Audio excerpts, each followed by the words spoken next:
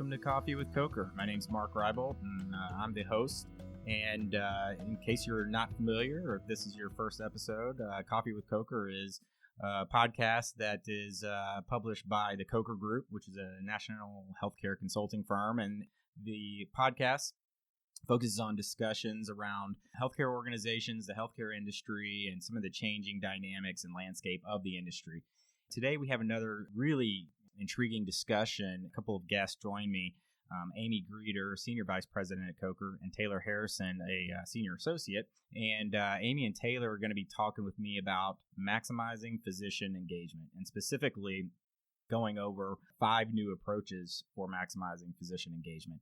Aimee and her team has been doing a lot of work around this, both on the health system side and hospital side, as well as on the medical practice side. And they've also been doing a lot of speaking and presentations at conferences and other events on this subject. So there's a lot of interest. We've been getting a number of questions and we've gotten feedback in terms of wanting to drill down a little bit further into what maximizing physician engagement means and could look like. Without further ado, let's jump right into the discussion with Aimee and Taylor.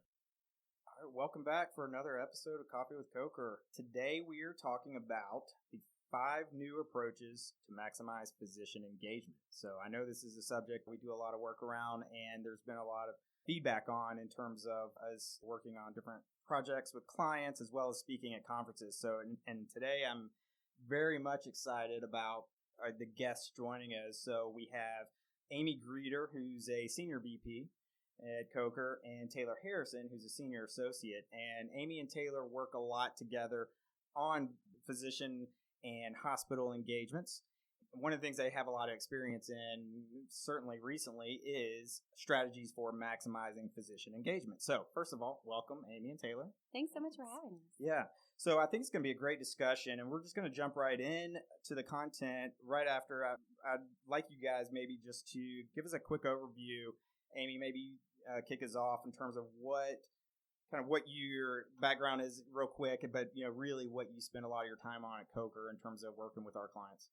Sure, no problem. So as Mark said, I'm a Senior Vice President with Coker Group, been with the firm about 10.5 years, and I spend a lot of my time in our finance strategy and operations service line. And that means I spend a good amount of my time working on both physician-to-physician relationships, physician-to-hospital relationships, and physician-to-third-party investor relationships. All in all, it is a great time to be working in the healthcare sector, and I'm very busy and very happy to be so. Taylor works with me as well, and she can tell you a little bit about herself. Yeah, pretty much ditto to what Aimee said. In all seriousness, I am what we kind of refer to as Aimee's mini-me. So I do a lot of working with Aimee on projects behind the scenes and helping prepare client deliverables. And lately I've been doing a lot of work with clinical integration activities, a good amount of work with physician engagement, and continuing to drive some of our value-based initiatives. Well, that's perfect, and that actually dovetails perfectly into jumping into the topic. So when we talk about physician engagement, quote unquote, what does that mean? So it's a great question, and like engagement in any other sector, physician engagement refers to the extent to which physicians are participatory in the processes that are going on around them. So one of the things that we've seen lately is that as the healthcare industry itself changes, we've had to increase the level of engagement of our physicians to make sure that they, A, are educated on what's happening, and B, can help drive successful processes. So I'll give you 2 contrasting examples just to illustrate the point. The first one is a single specialty private physician practice, and they were looking at modifying their compensation plan as a result of things that are happening with MIPS and macro. They wanted to make a compensation plan that better responded to value-based care delivery. They wanted to include up to 5% of the physician's total compensation to be based on value, and whether you describe that as quality or cost of care or a conflation of the two of them. And what they did is their administrator is very, very active in their practice. And so he, along with 2 other physicians, took a stab at drafting a new compensation plan. They held a series of 3 meetings with various physician stakeholders, and then they ultimately rolled out the 5% withhold compensation plan that could be achieved back based on the quality metrics that had been established. And so what happened is that 3 months into the rollout, it was to the time in which the withhold was going to be paid for that quarter. And what we saw was that there was an uproar amongst the physicians who didn't get that total 5% payment. And so there were questions about, we see so often, well, is this data any good? What were the source of the data? How do we know that this information is valid? How do we know that it's, reasonable for me to have achieved only 3% while my colleague achieved 4 or another achieved 5? And so ultimately, they decided to put their modified compensation plan on hold for 6 months while they did some more, for lack of a better word, selling it to the physicians. The contrasting example, and this is not to compare, health systems favorably to our private practice friends, but in this case, a health system also decided that they want to look at modifying their compensation plan for their employed providers. And so what they decided to do was a very similar model, create a series of metrics. Many of theirs were aligned directly with the MIPS and MACRA measures. And then they were going to go through a similar program where they would withhold dollars and pay it back based on the achievement levels. Instead of having a largely administrator-led process, they decided to have a cohort of physicians, there were between 5 and 7 that were very active on the committee, that looked at models like this across the country. They went and met with other physicians and health systems both in their region and their state, and they had a very good dialogue about what this process was going to be. Ultimately, what they decided to do was do 6 months of shadowing that would show physicians what it looked like if they were going to be under the new compensation plan. So would they get 1%? Would they get 5%? What would their compensation look like under that plan? After that process, then they decided to roll it out. And as you would expect, there was much less gnashing of teeth under our health systems methodology because the physicians had already had the questions about the data. Those had been vetted. They'd gotten the answers that they need. They'd seen the shadowing, so they best understood the metrics and where they were achieving in relation to those.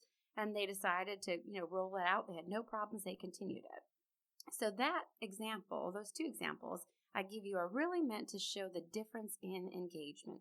In the one model, in a very administrator-led model, very much because there was not a great deal of physician leadership, they really struggled to implement a change initiative. In the other model, in which physicians were deeply engaged and really driving the process, we saw a lot greater success. So while those are both compensation-related examples, you can think of, I'm sure, many different ways that these kinds of things are changing in the market and are impacting both health systems and practices.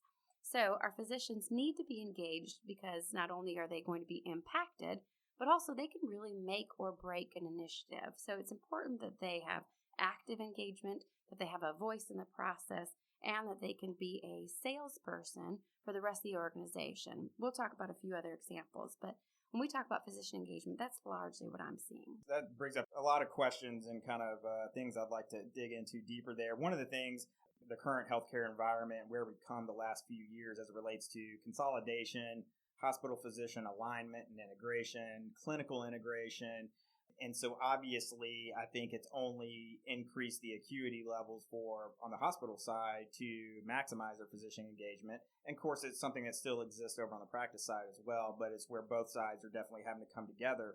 Another overarching trend or factor, I guess, could be the fact that, even though today we're still in a fee-for-service, volume-based environment, the fact that as we're moving to more of a value-based healthcare world, I have to think that this is only going to become more important as it relates to physician engagement and kind of continuing to get everything they possibly can out of these partnerships, joint ventures, even if you're an independent group. So I don't know, maybe just talk for a second about the value-based care component here. Sure. I think when you talk about value-based care, a lot of times, again, it goes back to cost and quality. Now, the main driver of cost and quality are going to be your clinical providers. I'm sure administration can do a lot of things in regards to the technical components and how they handle overhead and all of that. But when it comes down to it, the real driver of each clinical episode are the providers. And without them involved in this, it's impossible to ever be successful in a value-based model. I mean, you talk about literally every single interaction that you have with a patient comes from a provider, whether that's a physician or an APP or a nurse. And if they aren't fully engaged in this process, they're not going to be willing to support it. Yeah, that's really helpful. Well, sometimes talking globally can have a tendency to talk about the two categories. Aimee, you mentioned, on the hospital side, that perspective, on the physician practice side, there's kind of that perspective. But the reality we all know is there's a lot of nuance in there. And so, especially when you get down into the practice side and you start thinking about, differences in structure, size, their background, level of experience, all those elements can make, even the same group within the same specialty very unique and different in terms of how they are ultimately going to, what kind of engagement is going to work. So just talk for a second about, how some of these differences apply to or factor into the idea of maximizing physician engagement. Yeah, I'll speak to this again too. I think first of all, let me start by saying these are generalizations. Yeah, please do point. not take this offensively if you are a physician of that specialty or demographic. We've seen exceptions to every rule, of course. But I think there's probably 3 demographics that we look at a lot with physician engagement: age or their tenure at the organization, the location, whether they're rural or urban providers, and their specialty. So age is probably the one that we see most. And it's interesting, it manifests itself, I think, differently in hospitals and practices. Like you said, hospitals, we tend to see our older physicians phase out a little bit. They've gotten to the point where they're very comfortable in what they're doing, and they don't necessarily feel as though, and a lot of this does come with, they've spent a lot of time sitting in committee meetings over and over and over again and feel as though those meetings have gone nowhere. And so we'll talk about this a little bit more later on, but one of the big things is making sure that those committee meetings actually have actionable results, or we will continue to see this process where providers get tired of sitting in meetings and seeing no decisions made from it. And I know that's a crazy idea to have a productive meeting, but yes, absolutely. So that's in hospitals, we see our seasoned physicians tend to phase out a little bit more. And on the other hand, in practices, we tend to see our older physicians. They are usually partners in the practice. A lot of times they built it from the ground up and they are very invested in the success of the organization. But as they are starting to approach retirement age, they haven't necessarily prepared their younger doctors to take over. So that's something we work a lot with too, is how to prepare the practice for that inevitable transition out. The other thing is these seasoned physicians, and we have to make sure that we do keep them in the loop because, again, they're still very much a part of this organization. And even if you have these young doctors that are excited and they learned about some of these value-based things in school and they've heard about it and they may be a lot more willing to put in the effort to make them happen, a seasoned physician can just as easily come in and absolutely kill an initiative if they don't want to participate. So they have to be kept involved, even if they say, okay, well, this is going to take 5 years to implement, but I'm going to be retired in 4, so why would I really want to get involved? So that's kind of the age one. The next is location. We see rural providers are less focused on these value-based initiatives, and that's just because it affects them less. I mean, in all honesty, fee for value, and again, that's a generalization. There are definitely some rural areas that they are very advanced in these value-based initiatives, but for the most part, they're mostly fee for service still. And so they are not necessarily as willing to go out there and kind of risk some of these financial and well, they don't have the resources to take on that risk in a lot of cases, or the market isn't driving it, meaning the payers aren't driving those kind of contracts. There's no reason so they for them to just risk it. Yeah, right. Yeah, absolutely. And then rural providers also are constantly having to, we tend to see them having to do a lot of different administrative things. So they tend to get burned out. Again, this goes back to the fact that they feel like they sit in meetings over and over and over again. And when there's only 50 providers in an organization, you tend to have to serve on every single committee, regardless of what your talents are. So we tend to see them be a little bit less engaged, especially in these value-based areas. Now, with that said, rural providers do have a better connection with their community physician base. So when we do try to do things with clinically integrated networks, they are a little bit better prepared to work with their physician partners in the community because they know them very well and are able to go out there and really create that continuity of care throughout the community. Whereas some of our urban providers, they don't know those physicians as well. They have not established that trust and they have no idea who they're working with. So finally, our last one is by specialty. Again, this one is a little more anecdotal. There have been studies done on the different specialties, but we don't tend to dwell on this as much.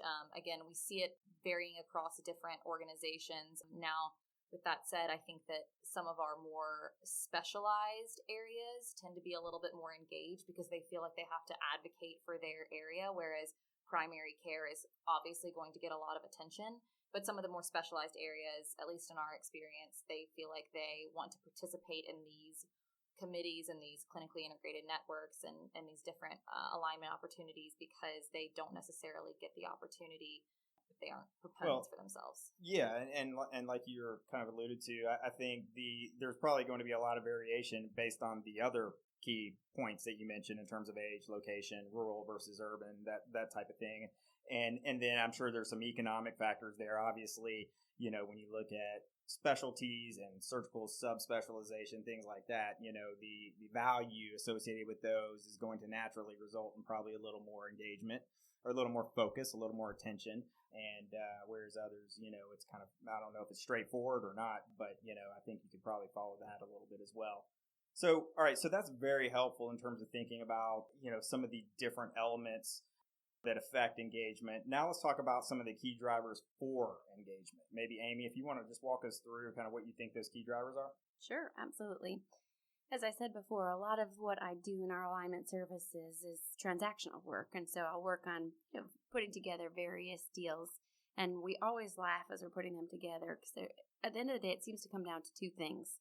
Who gets the money and who makes the decisions? Dollars and control. So I think as we're talking about drivers for engagement, dollars and control certainly come up as a recurring point.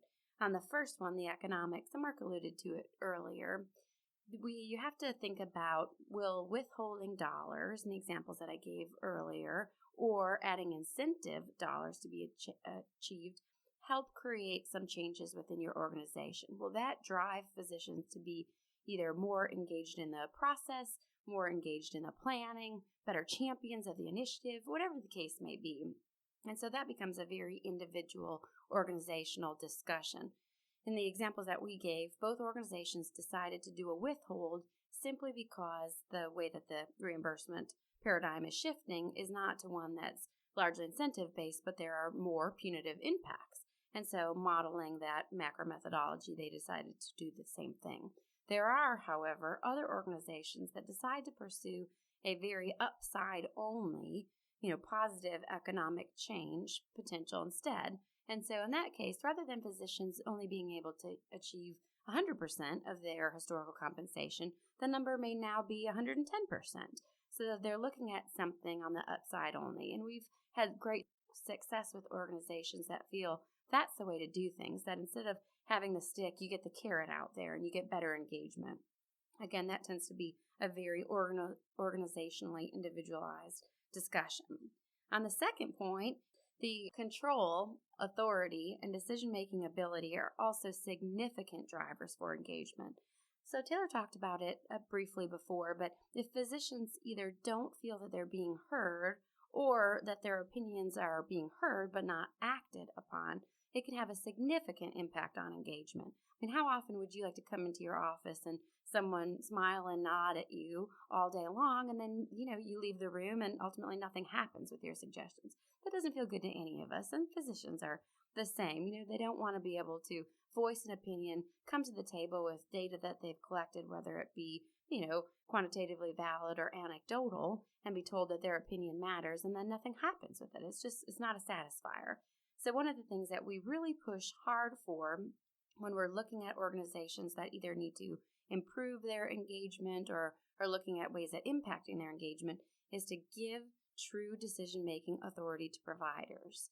Now, I can't tell you how many boardrooms I've sat in with CEOs that puts a tremor through their spine that we'd actually empower our physicians, but it's a necessary part of this process. administration has to be ready to abdicate some of their control to the frontline providers, the people that can make the decisions that will really have benefits either for patients or for the organization, for their colleagues, for staff. So critical to driving engagement is making sure that you have providers in a role where they really have some authority, some autonomy, some decision-making abilities. Gotcha. So any thoughts in terms of looking at those two kind of overarching, right? The financial either penalty or incentive versus the power or authority. Do you guys find if there's any, more typical one that's the bigger issue over the other, or it kind of just depends? Or I think that they both are very important. And so what I would tell you is you're sort of asking me a trick question. It can't be one or the other. It has to be both.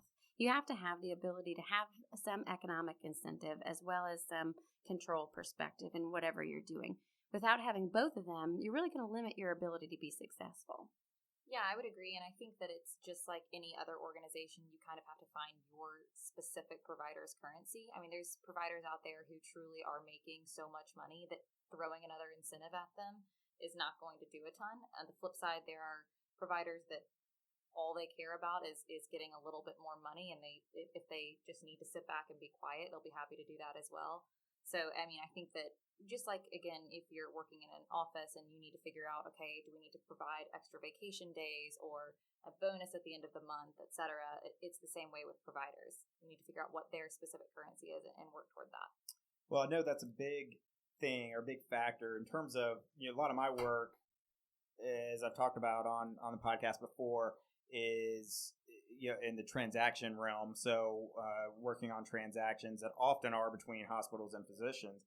And I don't know if I can say it's one way or the other more so the case, but I do think I probably spend far more of my time having discussions about the non-economic components of a deal that ultimately boil down to either autonomy or authority or control or whatever, more so than I do kind of nitpicking valuations or economics. I mean, obviously, we got to make sure those things are right and everybody's on board. But at the end of the day, like Taylor, like you said, there's a lot of hospitals out there that are doing so well in a fee-for-service world that why even bother with the value-based reimbursement considerations? That's kind of similar here. I think, you have to figure out what the key drivers are and then ultimately use that to enhance the engagement. So that makes a lot of sense. I imagine we'll probably come back because I want to drill down maybe a little bit, Aimee, on some of the ideas for balancing out that authority or power or control, however you want to look at that. Because I know, especially when you're dealing with, maybe if it's a hospital trying to engage with physicians, obviously that's going to be a key thing. And I, like you said, I know it's probably made a lot of hospital executives' hearts skip a beat when you start thinking about some of the level of compromise that's going to be required. So maybe we'll come back to that. But I feel like I need a little bit of a baseline in terms of understanding where we are with physician engagement. If I'm going in and looking at a specific situation or health system or client or clinically integrated network, where do we start in terms of understanding and assessing their current level of physician engagement? Then we can figure out, okay, what do we need to do from here? Yeah, well, I think there's two questions there. One is if you're in the organization, and two, if you're an external party. I think if you're in an organization, the best way to ascertain your physician's engagement is to look around, to go to the committee meetings, to see, are we struggling to staff these committees? Are we struggling to implement initiatives? And I think that's one of the things that we struggle with from an administrative standpoint is administration that really wants physician engagement, but isn't necessarily willing to put the time into it to actually drive physician engagement. One of the main things to do is, and we talk about it a lot, is just creating that line of communication between the two. If physicians feel like they can, walk up to the CEO and have a conversation and again, feel like that conversation isn't for naught, that's very important. So I think, talking about assessing physician engagement, the first way to do it if you're inside the organization is truly to just try to get a beat on your employee physician network, on your community providers, and see where you stand in terms of how they trust you, how they're willing to work with you, how they're willing to work with each other. And now if we're coming in from the outside, or even if you have a larger organization and truly it may be difficult to establish that line of communication with each provider, because again, we're not just talking about physicians. We do talk about providers now, and that can be a very large base of providers if you're in a large healthcare system. Yeah, that's a good point. Yeah. So if we, again, with physician practices, this tool may not be as needed, but one of the things we do is we have a physician engagement kind of survey, if you will. And I think the survey in and of itself is a tool for driving engagement. It shows that you care if your physicians care. So we use that, one, as a tool for setting a baseline, and then we encourage our organizations to continually monitor this. And even, do it as a subset, show these results on a normal basis, show improvement, really use this to show that you are attempting to improve engagement and you're taking what the results are to heart and you're doing things to improve their feelings on it.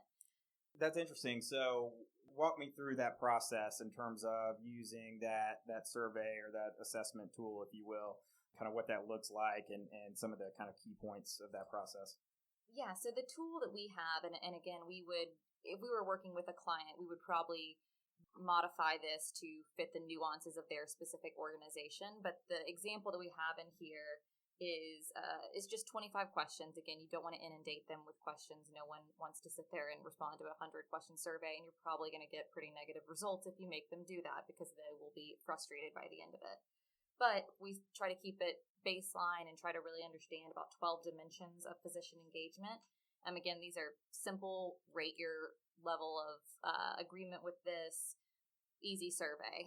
So, the 12 things we look at are physician loyalty, quality of staff relationships, things like I trust and believe in the abilities of my coworkers, communication, professional development, operational support. Do I actually have the infrastructure to do what I need to do?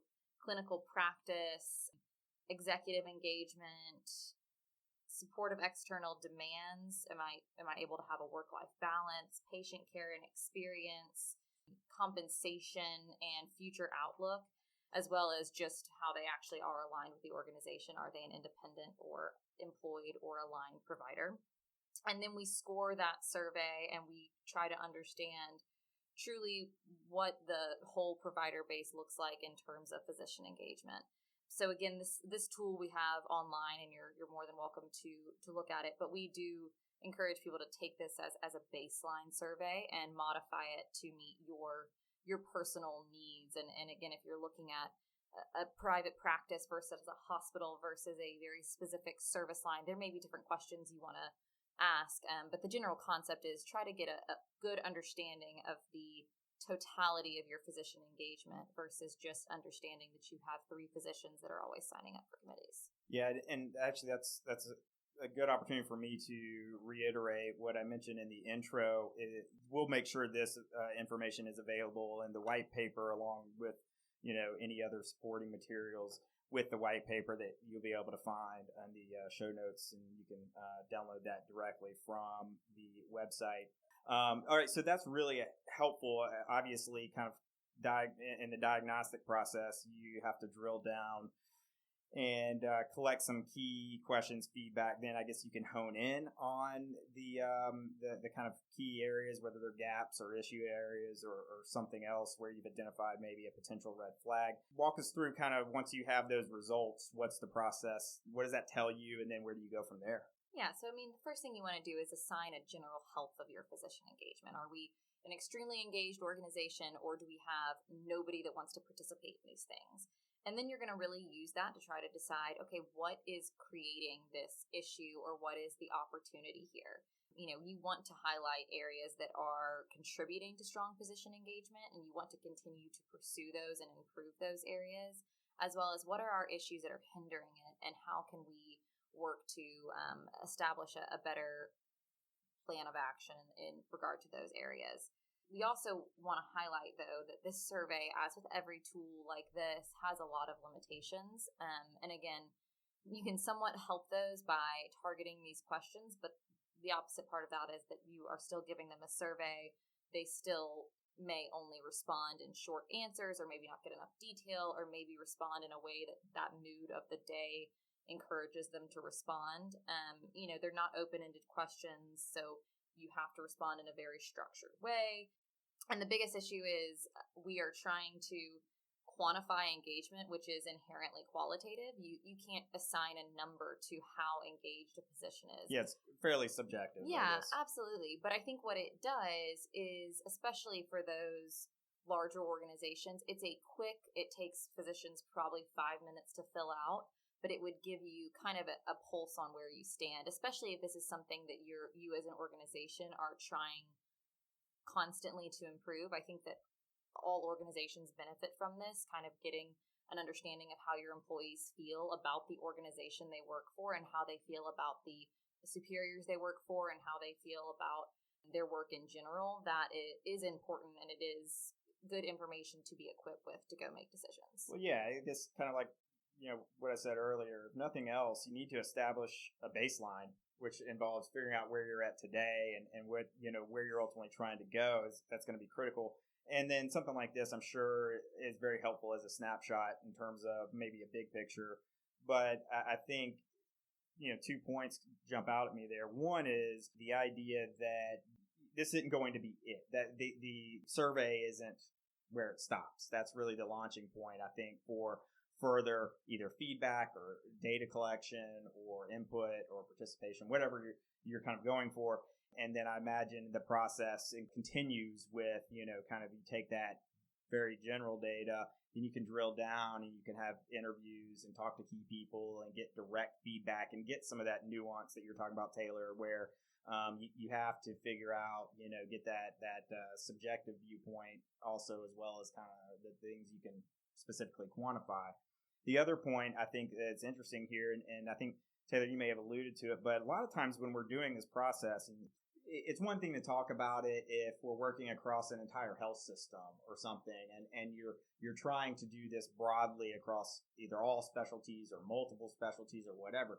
In a lot of cases, I think where we're coming in is we're working with a client that's trying to enhance physician engagement with one of their specialties or one of their service lines or one of their departments. And so, we can probably hone in a little bit more when we know, okay, yes, we're trying to build up a oncology service line and a cancer institute and a center of excellence, and we're doing a lot of different things, but within one area. So that's probably going to drive a lot of that focus as you go through the process too.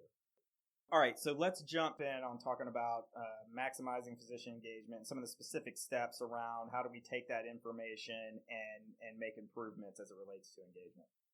Well, I think if you're questioning, how do I improve my physician engagement, I'm going to give you some accolades because at least you're on the right track. Whether or not you've done the survey tool and you have figured out exactly where you need to put your emphasis, or if you're just starting to think about what can I do to improve it, accolades to you. Congratulations, because I think you can never have too much engagement. The other thing I think you can never have too much of is communication. And so that would be the first thing that I would ask you to consider if you're thinking about improving engagement. I was at a seminar recently and the speaker said, you know that you're beginning to resonate with your communication when someone tells you, I know you've already said it 100 times. That's when you're just starting to scratch the surface of having communicated an adequate amount of times. People need to hear things multiple times, multiple ways, in passing in the hallway, in a memo, in a text from a colleague, all the different ways that exist today. So I think the first thing you can do is increase your communication, increase your transparency. Whether or not you have good news or you have bad news to share, you need to make sure that you're addressing it head on. So have it communicated, as I said, multiple ways, but also have it communicated by different people. Sometimes people just respond differently depending upon who the message is coming from. So if there is something that has to be communicated, make sure that it's communicated equivocally and it's communicated directly, but then also make sure that you have some stakeholders carrying that message forward in different ways. So number one, make sure that you're increasing your transparency and you're increasing your communication. The second way I would tell you that would be beneficial to increasing engagement is really nurturing your physician leaders. So one of the things that we are quick to clarify amongst our organizations, our clients, are that there are both mentors, there are sponsors, and there are leaders. And you have to be understanding of the fact that those three criteria, those three categories of people are all going to be used to achieve different goals. So make sure that you understand what is a sponsor, what is a leader, what is a mentor. I'll give you a great example. We have a physician with whom we work, and he's very seasoned, that's the nice way of putting it, as an older physician. But he has taken it upon himself to serve as a mentor. And so he meets routinely at 5 a.m. in the hospital and just grabs coffee with the newer physicians in his practice. And that's his way of just reaching out, making sure that they're getting what they need, probably making sure that they're up and timed around as newer physicians are establishing their clinical practice patterns. But he's great at it. Now, the reality is he going to be the one who's going to champion the EMR conversion? No, there's somebody else that's going to do that. But he is absolutely magnanimous in terms of his ability to interact with newer physicians. So he's a great example of having an appropriate mentor. Now, and another example is having a sponsor. A physician sponsor is someone who is going to be the general. They're going to rally the troops around whatever needs to be done, whether that's, looking at investing in new technology, whether that's being amenable to a 5% withhold of your compensation and make sure that we're getting where we need to on compensation, whether that's a fun initiative or more likely something that's going to take some energy. You need to have a general, a physician sponsor that's really going to lead this and lead the folks, lead all the providers, lead the staff around it. So I think it's important that you understand that all those physician leaders and their various capabilities and categories have to be existent. And those people don't just happen. They don't just come out of the Cabbage Patch, one day, that they literally have to be mentored themselves. That you have to invest in training for them, whether that's some sort of a seminar that they attend, there's executive education, there are industry sessions that are held, but some sort of formal training, I think, goes a long way to nurturing physician leaders. To Mark's earlier question about how do we improve engagement, I also think that the data is key. I gave you the example before of how physicians always question the data, and I will tell you that regardless of what the initiative is, whether it's compensation or otherwise, the physicians always question the data. And so being able to capture data and then share that data in real time is important. Be prepared that there's going to be pushback at first while people learn to trust the data, and they learn to trust it by continually and reliably giving them accurate outputs. But having that data shared is wonderful. We have an organization that switched their EMRs, and what they have been unable to do is provide really tangible reporting, sharing of data, and that's both RVUs and other measures of production, their scheduling, all those kinds of things. And it has had a noticeable impact on the organization. Physicians feel like they're bereft without the information, particularly since under their old system they had it. So making sure that you are able to provide data is critical, and make sure that you can provide it in a timely fashion. When people can have data that they can respond to and that it can still be impactful as opposed to getting it 60 days after the fact, it's much better outcomes for everyone. The next one that I would tell you that's important in terms of improving physician engagement is developing metrics and then holding people accountable. So holding people accountable, I think, is always synonymous in people's brains with, someone making sure that I'm doing what I'm being told to do. But at the end of the day, we all need to know that we can trust each other to be doing what we're asked to do. And so it isn't that there's some watchdog over your shoulder or someone's playing a game of gotcha, but rather it's creating a series of expectations and making sure that people are beholden to achieving those. That will take some doing, especially in organizations where physicians have been allowed to really be a little bit more freewheeling, that their differences have been tolerated. All of a sudden, holding physicians accountable to a like series of metrics, even those that they help derive, that they come up with, can be difficult. So be ready for a little bit of gnashing of teeth when you start that accountability process. But trust me, it will be better for everyone. I have 2 small children, as my colleagues all know, because I talk about them incessantly. But I liken it to, my kids.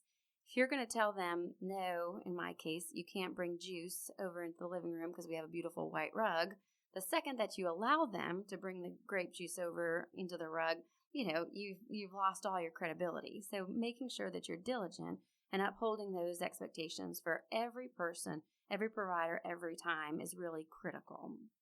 Taylor, do you want to add anything else about improving education? Yeah, I think that the way we'll bring this back to the beginning, really, and kind of bring it full circle is when we talk about clinical integration. So, again, one of the things that we talk about a lot, both within CwC and with our clients, is how do we meet these value-based reimbursement trends head-on? And one of the ways that we consistently encourage our organizations to do that is to pursue some sort of clinical integrated entity. So whether that be an ACO or a CIN or a quality collaborative, or there's a million different things that you could do to meet kind of the core competencies of clinical integration. That's one of the last things that you can do with your physician engagement. I think that physician engagement is the foundation to it, and it's also an outcome of it. So it's kind of a chicken or the egg thing, but I think that physician engagement is crucial in building the trust to then build that model. Well, and that seems to flow and make a lot of sense, because as we move towards a value-based reimbursement realm, or however you want to put it, whether it's alternative payment models or risk-based contracts or whatever that ends up looking like, macro, MIPS, et cetera, Aimee, to your point, you have to have the data, which means you got to capture it. And sharing it, I think, makes sense, because that ties into developing standardization around metrics, but then being able to everyone can understand these are the parameters I'm supposed to operate by. Am I kind of on or am I off, and how do I need to make adjustments? But from an organizational standpoint, you can look at that globally and get a much better idea of where are the value points and where are maybe some of the areas where we can make improvement, or we need to consider a different contract model, or whatever that looks like. And that's been one of the things, and we talked about this on a previous episode, the idea of getting widespread clinical integration, much less value-based reimbursement. It's a non-starter if we can't figure out first, or at least start addressing the data, capturing it, sharing it, and developing some standardization around metrics that can truly be used from a efficiency standpoint. What I'm curious is if you can walk us through an example, maybe where you guys, I always like to hear when we talk to our guests on the podcast, where maybe has this happened in real life, and give us a little context for how that played out. Yeah, absolutely. So, again, clinical integration is at the core based on physicians. It is led by them, developed by them, managed by them. So, again, physician engagement is crucial. And in a great example, we're working with a employee provider network to develop a clinically integrated network. And they tend to be on the side that's a little bit less engaged. Now, not to say that they don't have physicians that are not fully invested in this process and have devoted a ton of time and energy.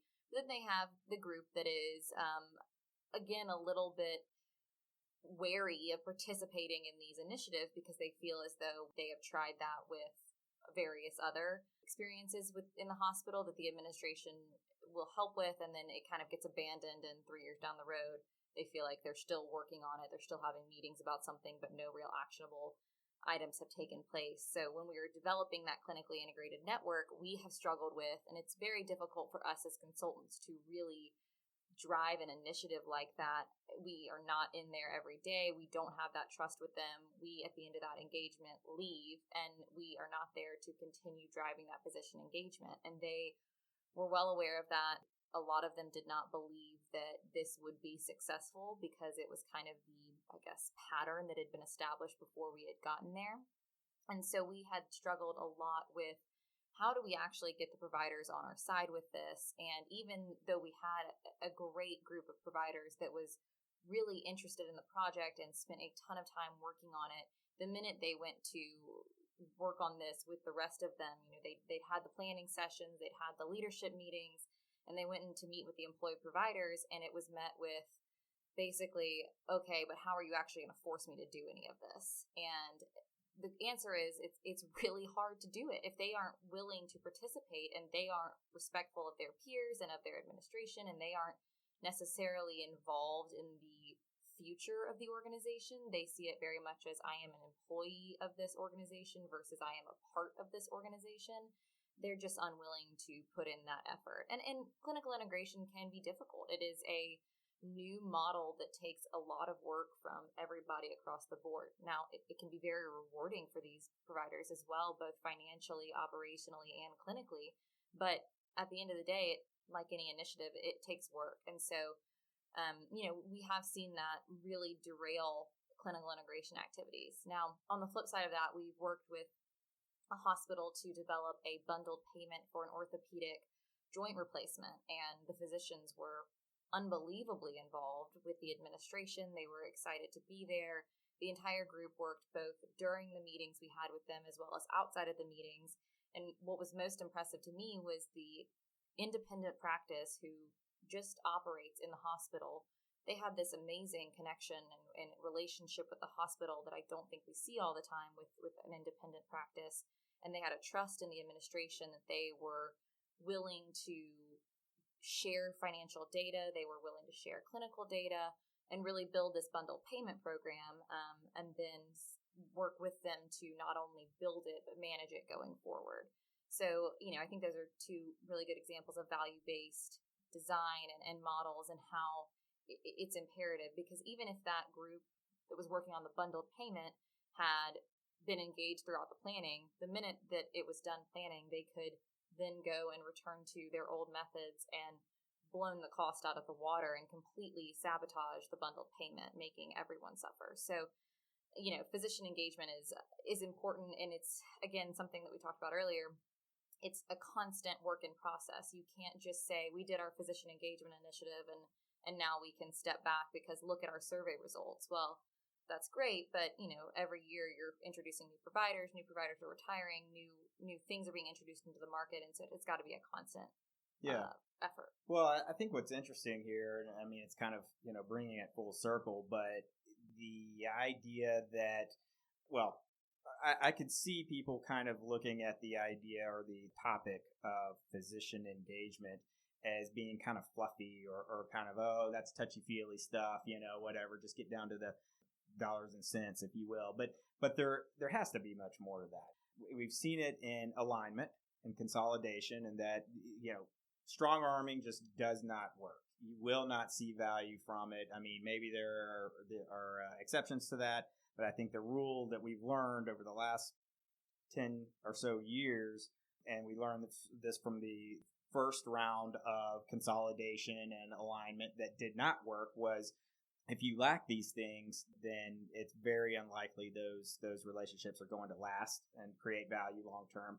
We're seeing it in clinical integration today already, and so the idea of achieving that without addressing this question, Aimee, as you talked about, if you're even just asking how do I make improvements in physician engagement, then that's kind of the starting point, right? And then again, as we move to value-based reimbursement and this kind of shift from volume to value, again, that is not going to work without everybody on board and the group collectively participating, coordinating, et cetera. So I think that those are actually some really interesting examples, and I think it kind of helps bring it home as to why this isn't just touchy-feely stuff, and it is the difference. It can be the single greatest difference between, is this initiative, is this relationship creating value long-term, or is this just another meeting we're in? So, all right, this has been extremely helpful. So, again, anybody interested in the additional information we talked about, we will have the original white paper that Aimee and Taylor published on this topic, as well as a case study example of this in action. That'll be available on the podcast blog post for this and the show notes, and so we'll make sure everybody has access to that. And then I know this is something we'll continue talking about and hearing more from, and I know you guys are speaking at different conferences coming up on this topic, so I know you guys will have more content coming out. We'll make sure to keep everybody posted on that. Other than that, though, thanks for joining us, and look forward to the next discussion. Thanks so much for having us. Absolutely. We hope you enjoyed that episode of Coffee with Coker, and we thank you for listening. We want to encourage all of our listeners to participate and contribute in the podcast. So if you have any questions on any of the things we discussed in this episode, any of the topics that were presented, please feel free to ask us. Also, we welcome your feedback and suggestions. If you have any ideas related to the material we discussed in this episode, or in any episode, please let us know and we'll make sure to incorporate it. And if you have ideas for topics you'd like to hear more information about in future episodes, please send those suggestions to us. We'd love to hear them and we'd love to incorporate them into our future episodes. You can find us online and on social media. Start with our website, and specifically the podcast is coffeewithcoker.com. You can also find that through the main Coker website at cokergroup.com. You can also find us on social media, Twitter at Coker Group, and then on LinkedIn, you can search for Coker Group and find our page and the page for some of our team members as well there. So you can find us and reach out to us a number of places. And then if you want to contact us directly, one of the best ways to do that, email feedback@cokergroup.com. That's feedback@cokergroup.com. And again, we'd love to get your feedback. And we'd love to encourage everyone to subscribe to the podcast so that you can be notified when future episodes are released. We look forward to the next episode, and we look forward to getting your suggestions and feedback on this episode. Thanks for listening, and we look forward to speaking with you again on future episodes.